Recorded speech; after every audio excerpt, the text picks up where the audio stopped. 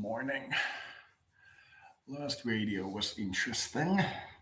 It was 13 hours long, and I almost fell asleep at the end. Had to physically and painfully get up and turn off the recording and then go to bed. It was very good. So, I've been thinking of switching timelines. There's a certain timeline that I've been looking at, and I've been feeling,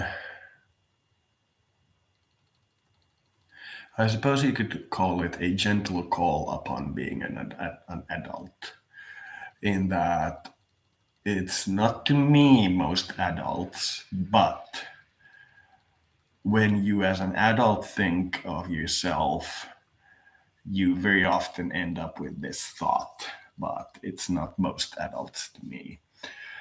It is the thought that adults have that they think most adults have, which is that they are in a way in control over their life.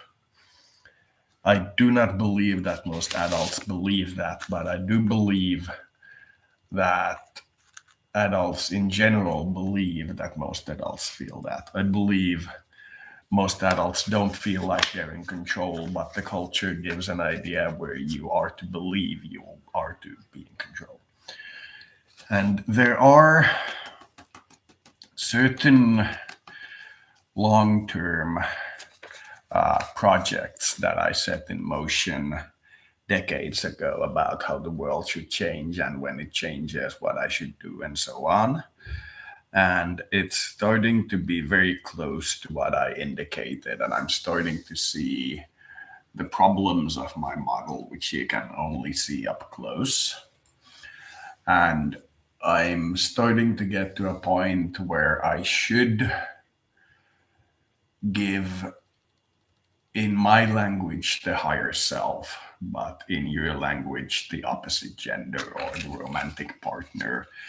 In my language, I would call it the higher self, but I understand that most people would think that it's their romantic partner, but I can't be sure. The full control over what happens to me, instead of me being in ultimate control. And I'm thinking that as I watch these interactions that I have, that the process that I set in motion, where I wanted the world to change and where I wanted morals to change and so on and so forth, seems to be coming to fruition. And it means that either I can hold on to the power that I was given because I wanted to change things. And whenever you want to change things, you're given power, and essentially lose sight of why I started to change things and become the change. Or I can note that the thing I wanted from society, the thing I was going for, has been achieved, and it is time to sit back and relax, I am thinking. But I do not know. It is just a thought.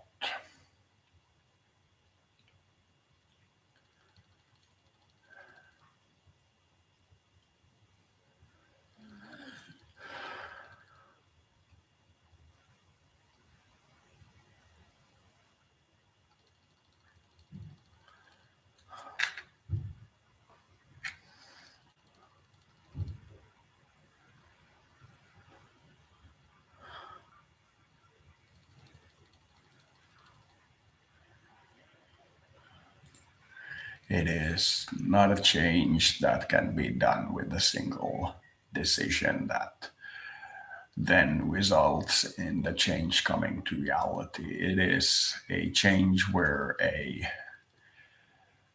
big enough thing has to be changed, where the decision has to be made over and over again to basically surrender.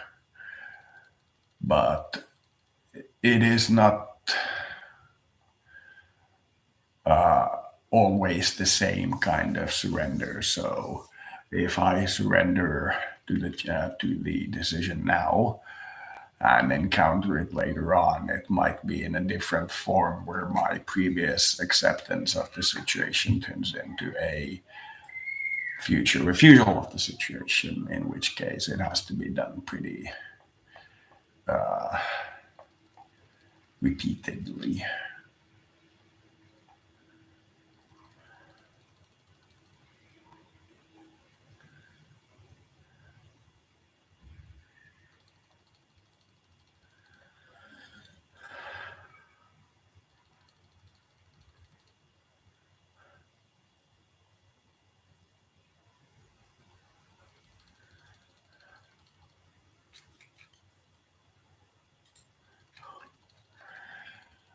There is a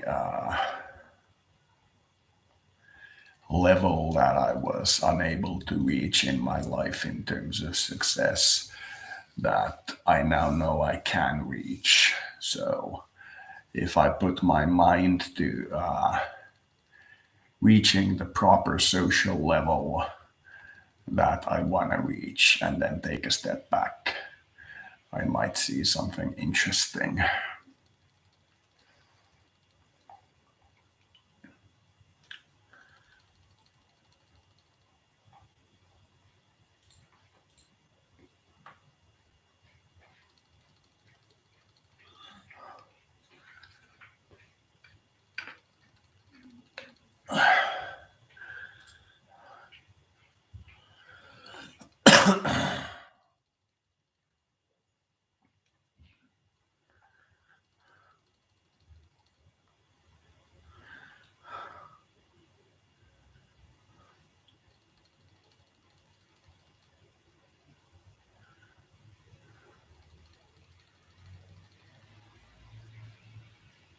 Okay, Derek Lewis in this match is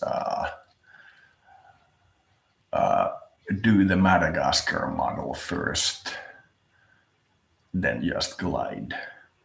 And Curtis Blade is any delay before doing this is just a form of fear of intimacy. So we will see.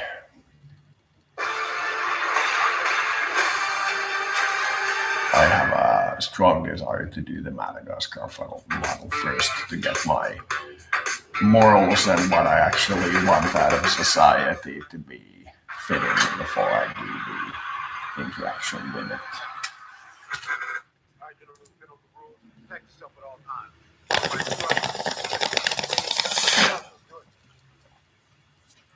Curtis Blades, the heavy favorite in this matchup. He has never been an underdog in his entire pro fight career.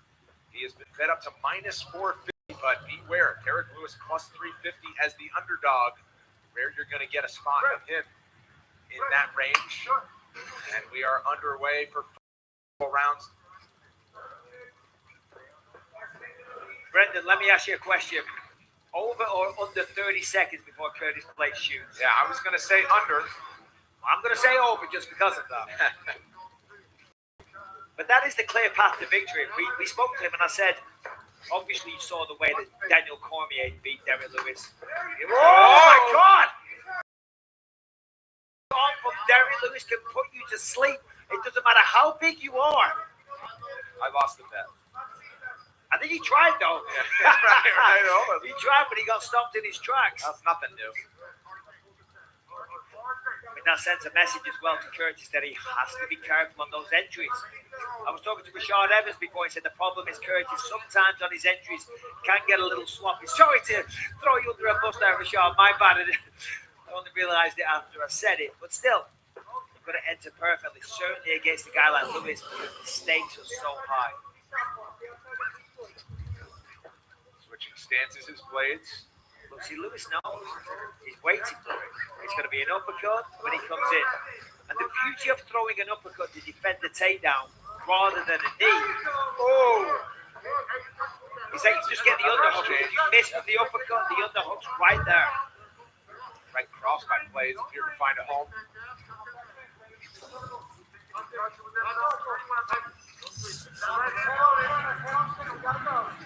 I feel like waking up. Trying to win the footwork battle as Blades Just starts in and out, stays on the outside of that lead leg. doing the things I know from the spirit world that would work, and You know, we talk about his power. being awake. It's incredible. I feel like a desire for that. Such a big man. It's not a desire, it's As fast as he does, I mean, it's so impetus, impressive. Of course, that's partly a why he's so drive, powerful as well. but not in much a desire for it, but rather Head kick. the move towards it.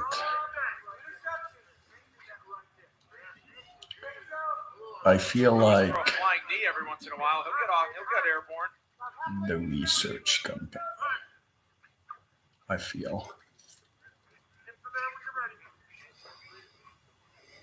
For Curtis Blades, I mean, you kind of outlined the game plan for him. Believed he'd be able to walk him down and get to his hips, but Derek Lewis would attempt a counter strike, but there's no strike to counter off of so far. Here's a heavy one. Big right from Blades. Yeah, that tagged him. Lewis can't take much of a punch, but he is very calculating about when to do a punch, and he actually hits pretty often. But Blades, the Curtis guy, is very good at taking a punch, but a good one from Lewis would knock him out, so he's very careful. The Curtis guy has an insane benefit in terms of the probabilities that the betters give him. He has almost like a double the wrong probability, but Lewis is very calculating. He immediately, when Curtis goes in, Lewis hits a couple of counter strikes, but his ability to actually take a punch is very lacking. Curtis could probably take, if I wore a good, not a That's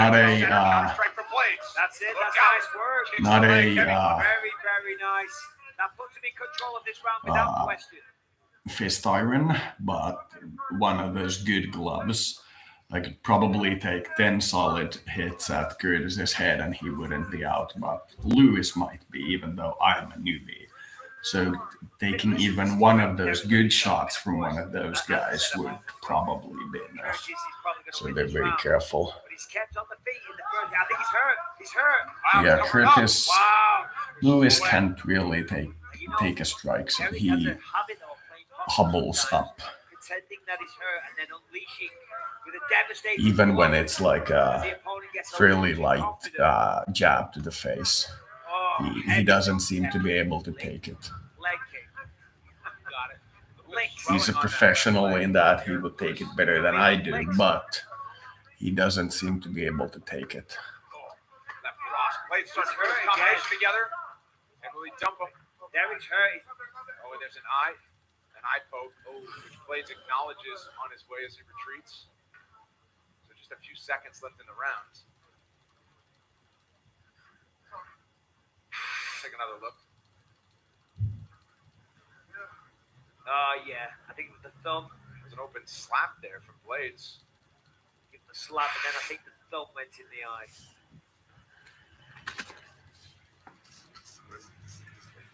So Lewis, come here.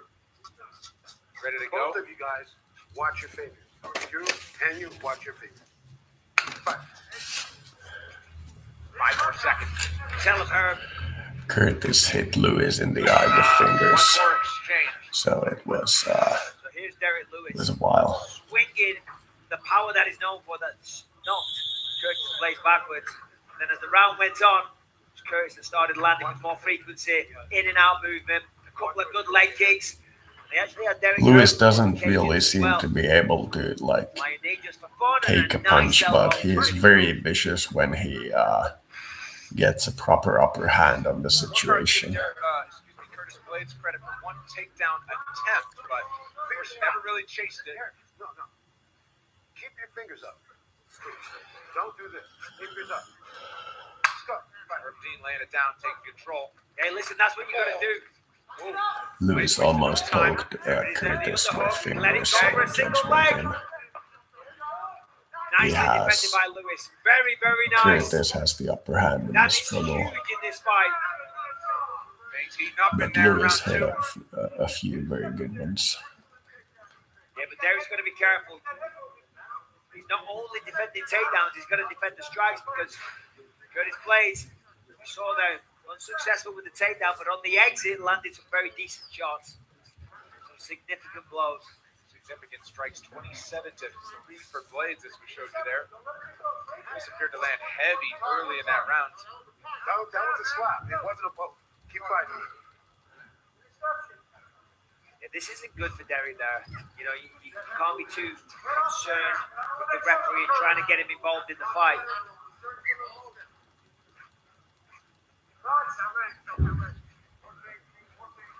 These guys have been on each other's radar for quite a while. Big right! Lewis does it again! Do you believe it? Curtis Derek came Lewis in for with a the low knockout. grab, He's and got a Lewis dozen, hit him tied straight for in the the most head in with UFC history. like a None bigger uppercut. than knocking out number 2 in Vegas tonight. It's kind of what I thought, but didn't really see in the match. Hoped for that outcome.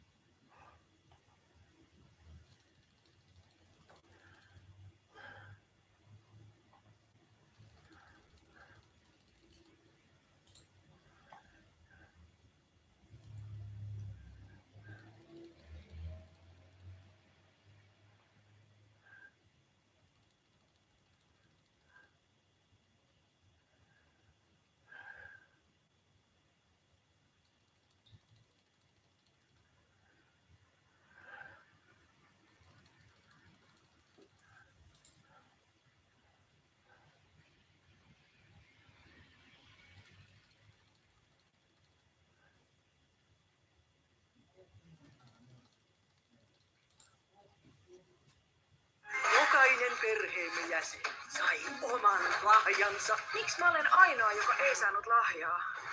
Taika on vaarassa. Menetä mun lahjaa! Mä pelastan taikan. Disneyn Encanto. Katso Disney Plus-palvelussa.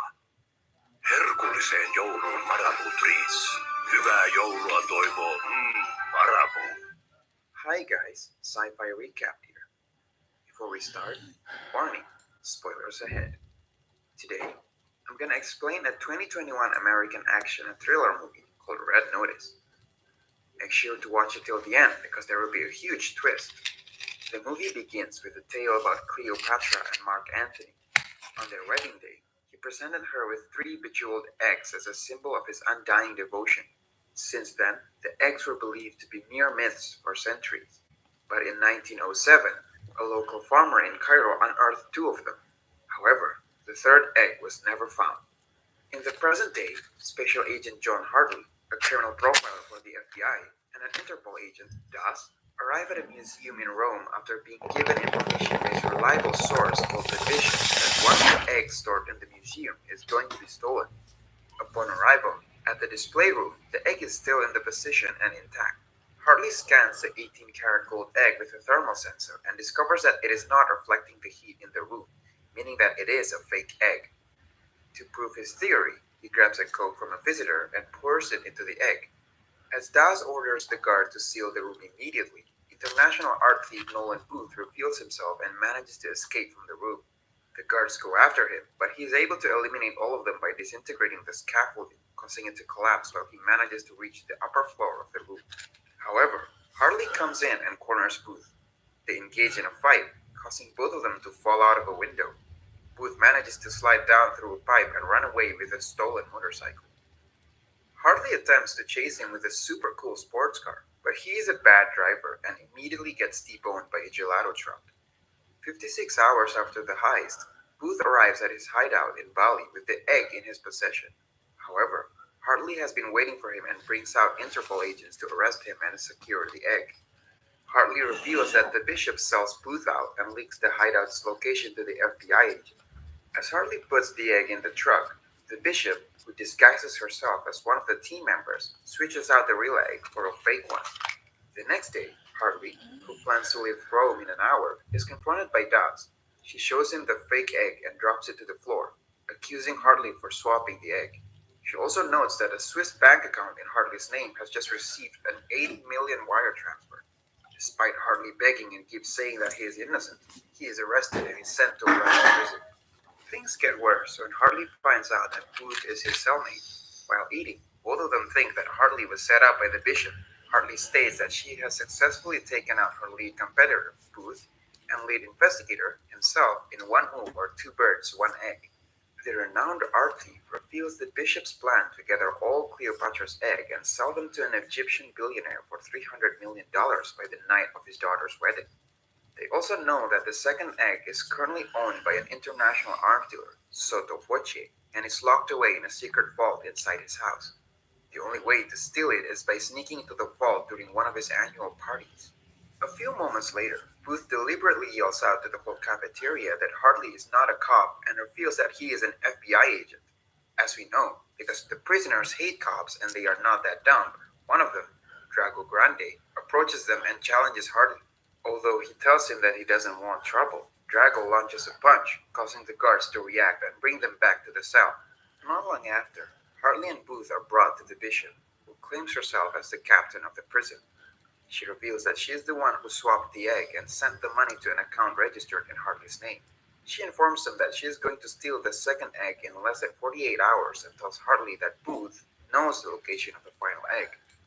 She offers to give him 10% of the money and will let him out if he reveals the egg's location, but he refuses to tell anything.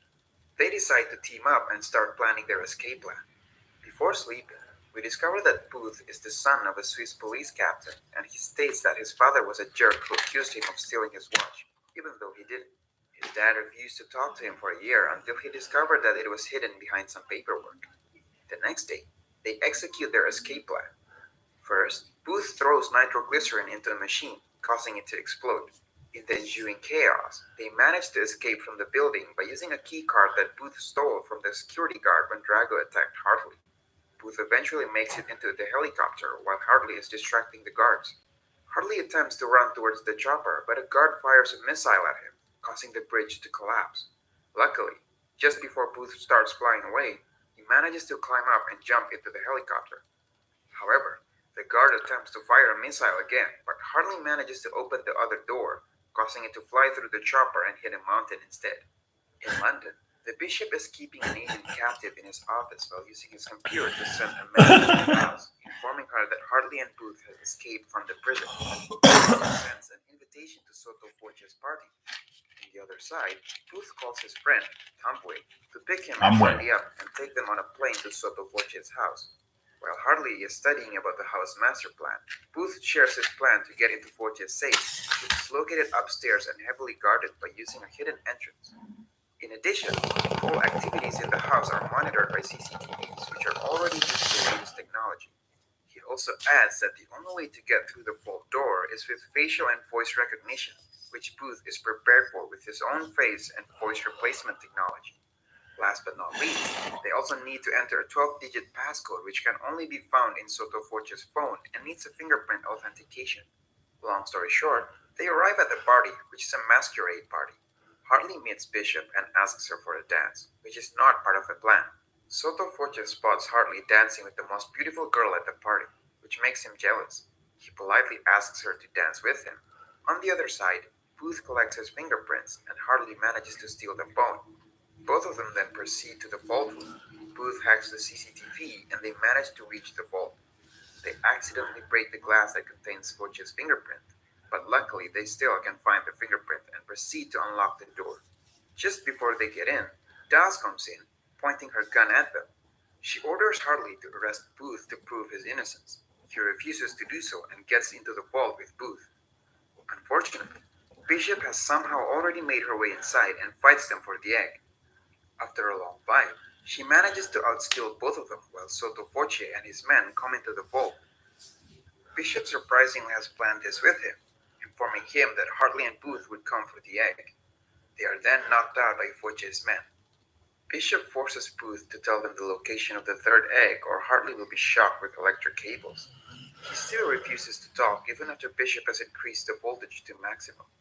Running out of patience, Forge strangles Hartley and he finally leaks the location of the last egg, which is in a pyramid in Cairo. Just before the pair leave, Bishop poisons Soto Forge's drink, causing him to collapse. As the woman leaves, Forge awakens but has his vision impaired and he starts firing wildly at Hartley and Booth. Thanks to Forge, the bullet hits the cuff and Hartley manages to free himself and run away with Booth.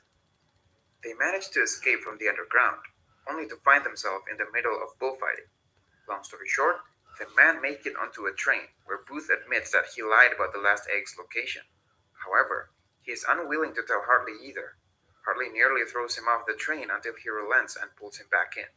Turns out that Hartley's father was a con man and he is a cop, while Booth's dad was a cop and he is now a thief.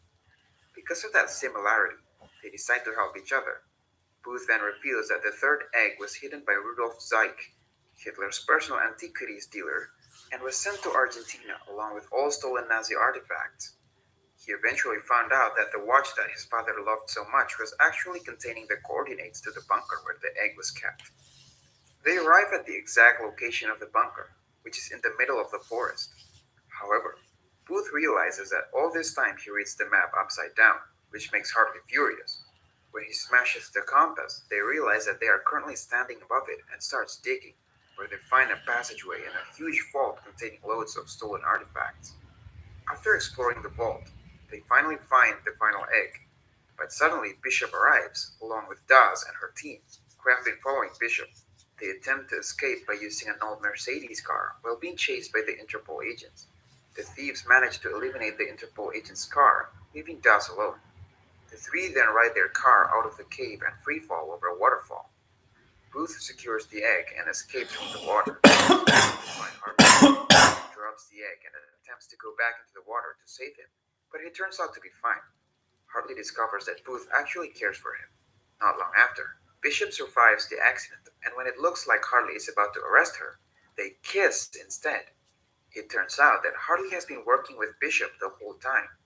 They are a couple who have been planning the egg heists from the beginning and use Booth to lead them to the third egg. She also reveals that the electrocution scene was intended to pass the cup's key. Booth is forced to hand the egg over, and they leave him cuffed to a tree. The couple travel to Cairo where the billionaire is conducting his daughter's wedding. He presents three Cleopatra's eggs to the bride as the wedding gift. Out of nowhere, Ed Sheeran also presents at the party and gives a special musical performance. Suddenly, DAS and Interpol agents come in and arrest the billionaire. Ed is also arrested because he attempts to fight the guards. The Interpol agents secure the egg while Hartley and Bishop gets away unnoticed with $300 million in their bank account. At the end of the movie, the couple are on a boating holiday when they are approached by Booth. He was being caught by Das but managed to escape. He informs them that he tipped off Das about their bank account where the $300 million was transferred and she froze all the money. He then offers them to work together on another heist or he will leave them to be arrested because the Interpol agents are on their way towards the yacht. The couple reluctantly agree and they flee. Das returns to the office and issues a red notice on all three thieves. On the other side, they arrive in Paris and are ready to execute their next heist, the Louvre. The Subscribe to watch Louvre. more videos like this. Turn on I, notifications. I can always go and study my Louvre. It's full of crap art. Louvre. It is just my French and the British. You may study at the Louvre. Louvre. The Louvre. Send me to study in the toilet. I remember this.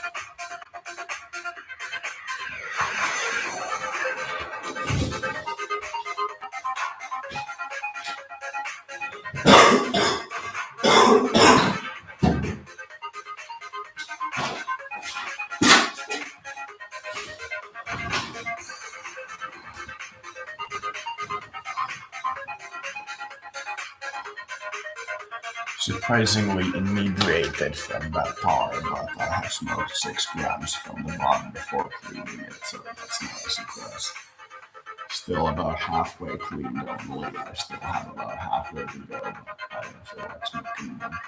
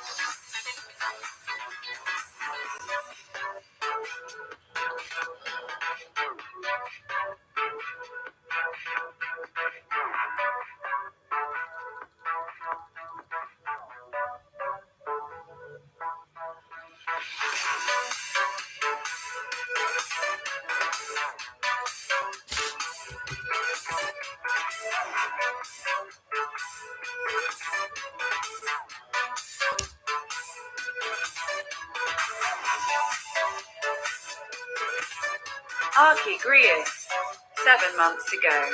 This song came on in my playlist randomly as I opened the door to my house. Sounded like a dog going, how, when I walk in the door. Felt good. Sonyo is now my pet Doge.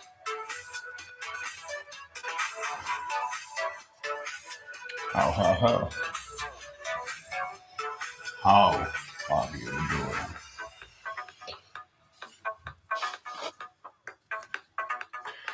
The engines have evolved. They used to say how, now they say how are you doing? It's definitely progress. It's definitely progress. Then again, as an introvert, being wordy isn't always good.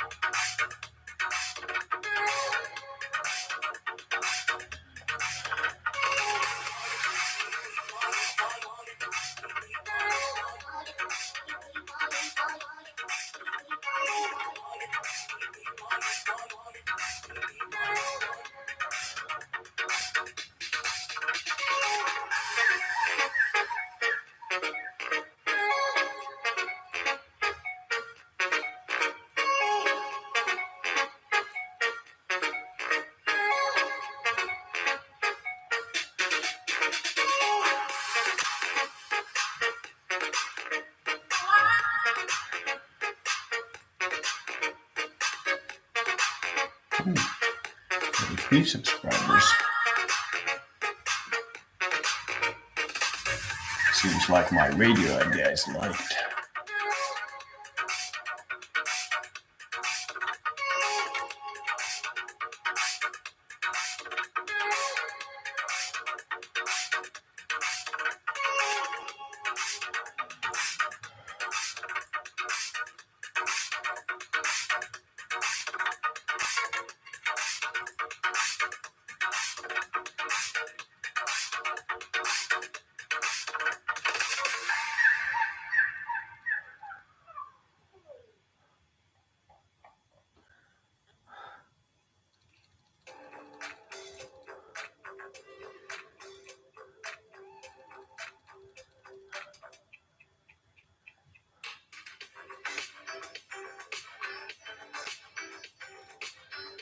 What is this, Naruto the movie? Sci-fi recapped here.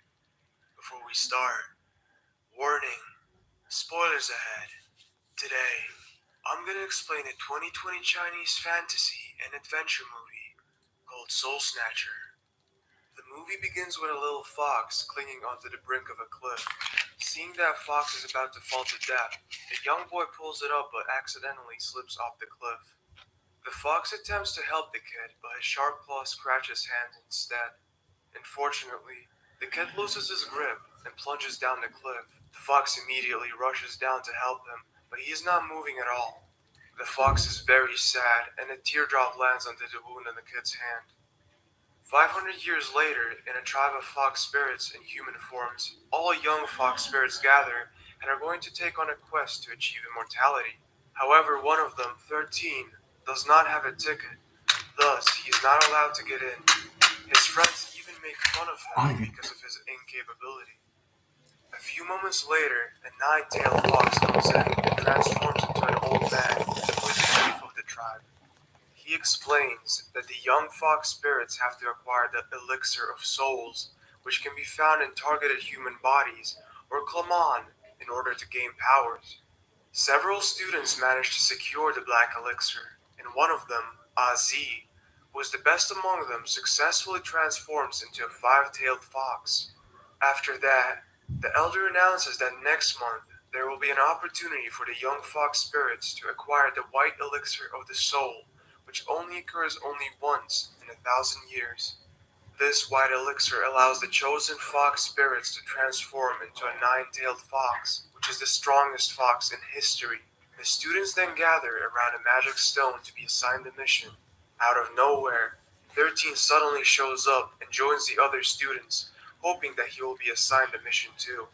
He is extremely happy when a lot is written on his hands, even if it is not as complete as other students. After the ceremony, the chief explains to 13 that he is destined to become a first class or nine-tailed immortal fox and returns to heaven. However, he was joking as he later states that 13 was found by the roadside.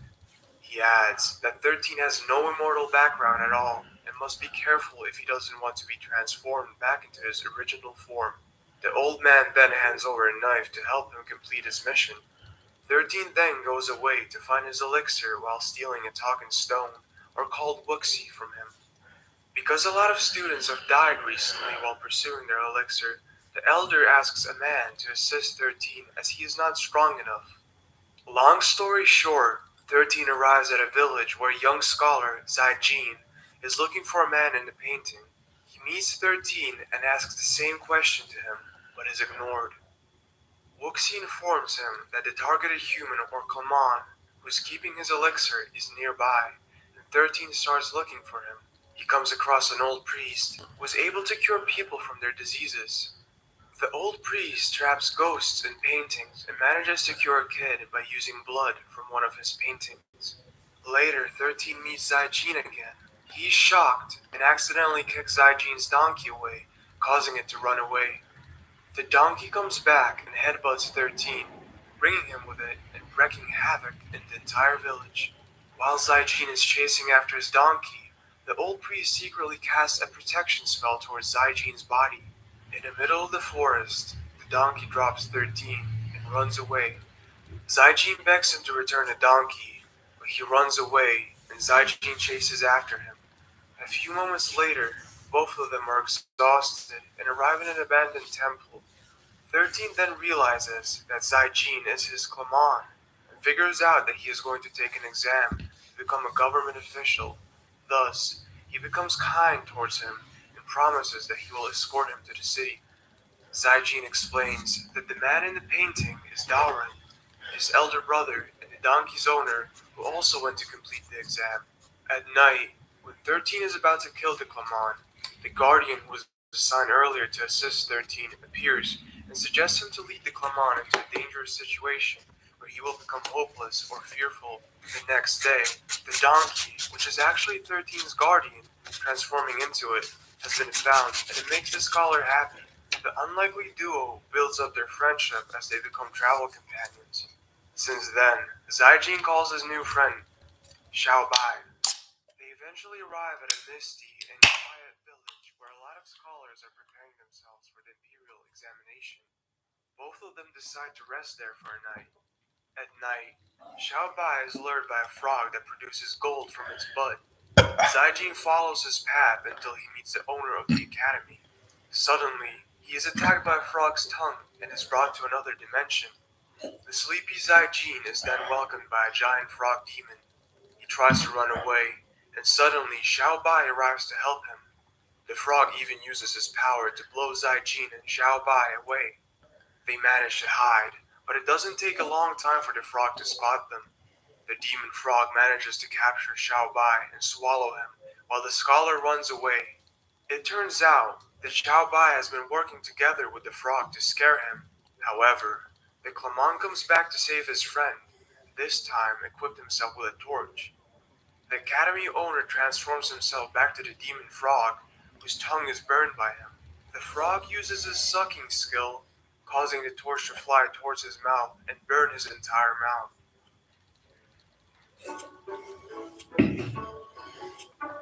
This is clearly Naruto, the movie. Hyödynnä tarjous ja tilaa pitataskut puolessa tunnissa kotiovelle. Xiao Bai eventually is blasted out of its mouth, hitting the wall like an arrow to the bullseye, while the wounded demon frog is carried away by the baby frogs. Long story short, they continue their journey by using a boat. The Guardian suggests Xiao Bai to bring the Zaijin to Xiakang City, where there is a girl who can reveal the color of the elixir. The Clement awakens, causing the frog demon to jump into the water and the Guardians to transform into donkeys. Xiao Bai reveals his true identity to him. He is a fox spirit. After he promises that he won't eat him, Zaijin comes out and cures Xiao Bai's wound. On the other side, the frog helps them to move the boat. Zaijin shares a story about Daoren, telling that he is his role model, and Xiao Bai will help him to find Daoren. They finally arrive at Jiakang City, where a lot of beautiful ladies are gathered. Suddenly, Zaijin is directed by a young boy to an exclusive building where somebody has been waiting for him. He gets inside the building and is welcome to reveal the quality and color of the elixir. Yinglian is very attractive and attempts to seduce the innocent Zaijin. She tries to approach Zaijin. She is thrown away by the spell casted by the old priest previously. Yinglian pretends to be okay, but she keeps being thrown away